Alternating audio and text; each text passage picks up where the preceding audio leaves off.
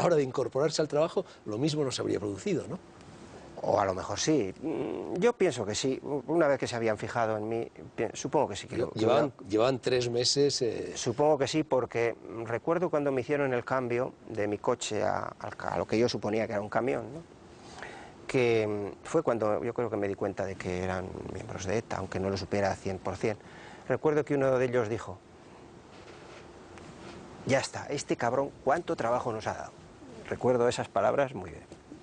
Usted, por lo visto, era un hombre extraordinariamente rutinario, metódico, casi con un reloj, ¿no? Sí, pero también hacía algo, también modificaba a veces.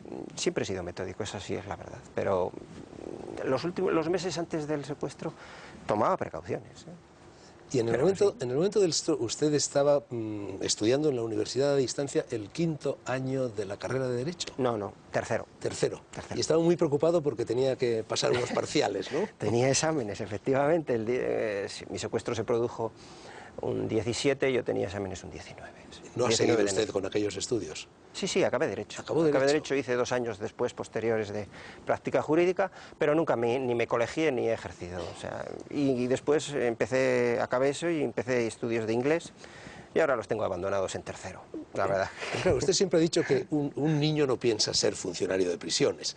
Eso no es una vocación. Pero sin embargo, una vez que usted se convirtió en funcionario de prisiones, descubrió que, bueno, que una cárcel no es un almacén de delincuentes, ni mucho menos, y que, bueno, un funcionario de prisiones es un hombre que puede llevar a cabo una inmensa tarea de humanidad. Cierto, ¿verdad? Sí, efectivamente. La cárcel, los presos están cumpliendo una condena, pero son personas también.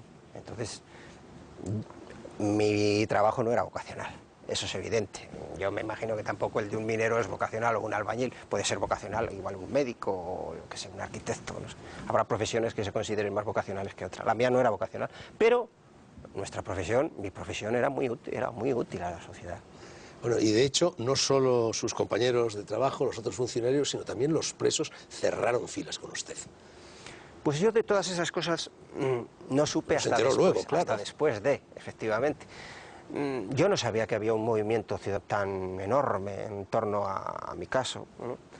Suponía que efectivamente mis compañeros estarían haciendo algunas cosas, que mi familia también no tenía ninguna duda de que se estaban involucrando al 100%, pero yo estaba seguro siempre que el gobierno pues no cedería, evidentemente. Mi secuestro no era por dinero, pues estaba claro, ¿no? Entonces, yo estaba convencido de que el gobierno no podía negociar, no iba a negociar, porque si negociaba por mí, al día siguiente tendría que hacerlo por otro. Y tal es así que cuando a mí me liberaron, me llevaron primero al hospital y luego me llevaron al cuartel de Inchaurrondo. Y allí se presentó en un momento dado el que entonces era ministro del Interior, el señor Jaime Mayor Oreja. Lo primero que yo le dije después de buenos días fue: entiendo que su gobierno no haya negociado.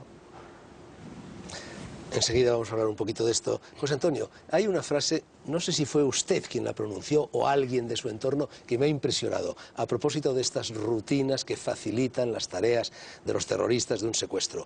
La frase es que haga uno lo que haga, por mucho que rompa esas rutinas, al final siempre hay un destino que pasa por la puerta de tu garaje. Y allí fue efectivamente donde lo capturaron, ¿no?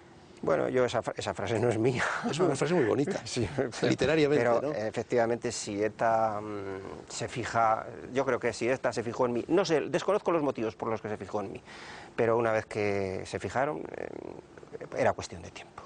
Y aprovecharon el momento en el que el portón del garaje automático se abría para meterse dentro.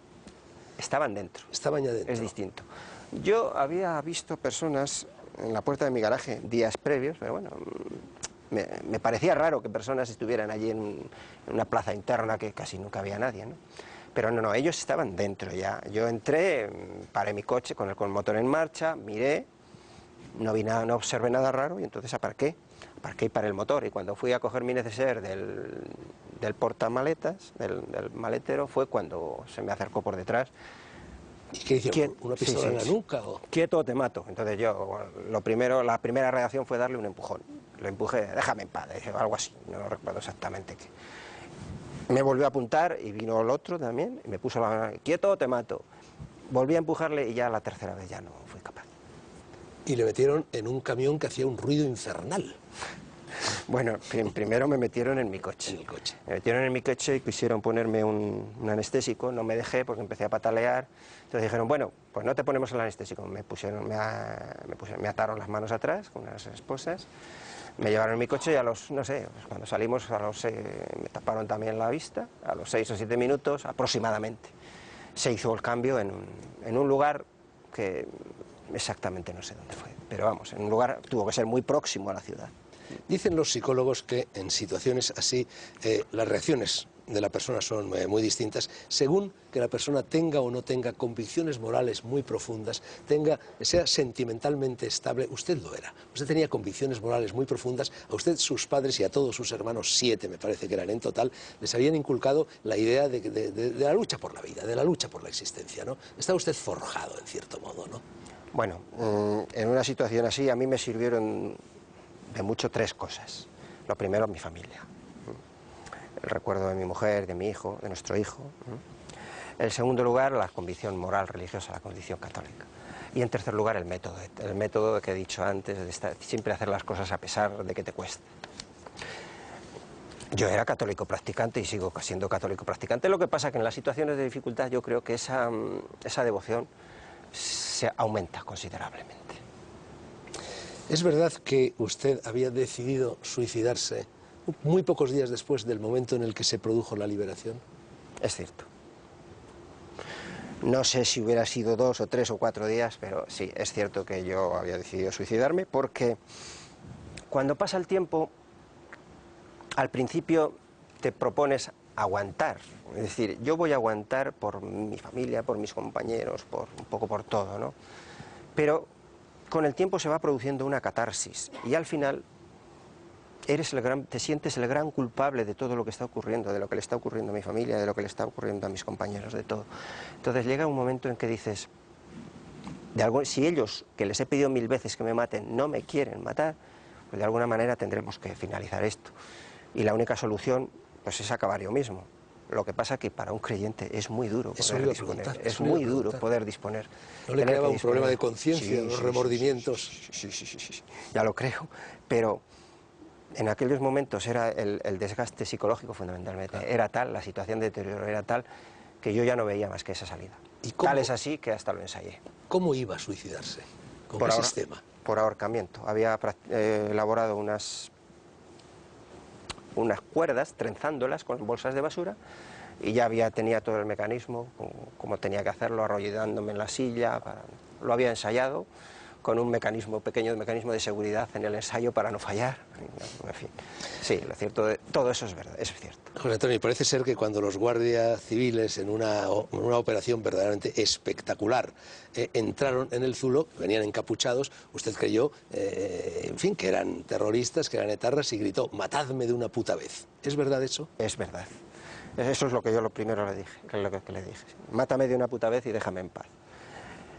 Con el tiempo consiguió, tras unos minutos, convencerme, oye, que no, que soy guardia civil de verdad, que esto...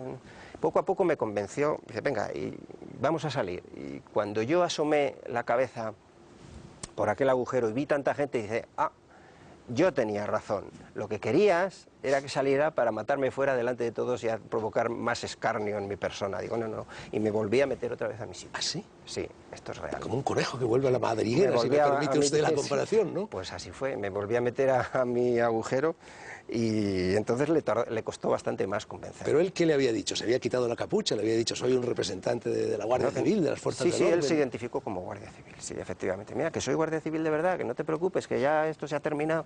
Yo no me lo creía. ¿Y cuando vio la luz del... ¿Era de día? Era de día, era de día. ¿Cuando vio la luz del sol? No había sol, estaba como nuboso, ¿no? Bueno, la luz natural.